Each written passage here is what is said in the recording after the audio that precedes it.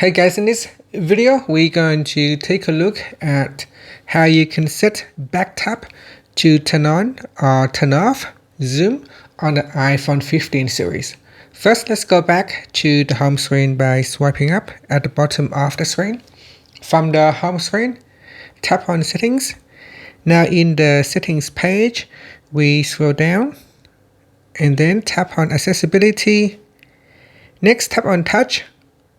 Then scroll down to the bottom and tap on back tap. Next, tap on double tap or triple tap. So choose which action that you would like to use. I'm going to select double tap. And then we scroll down to the accessibility section.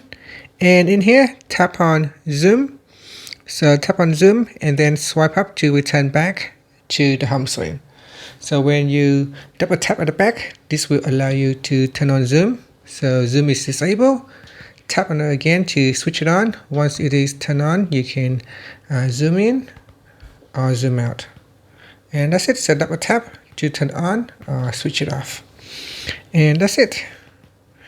Thank you for watching this video. Please like and subscribe to my channel for more videos.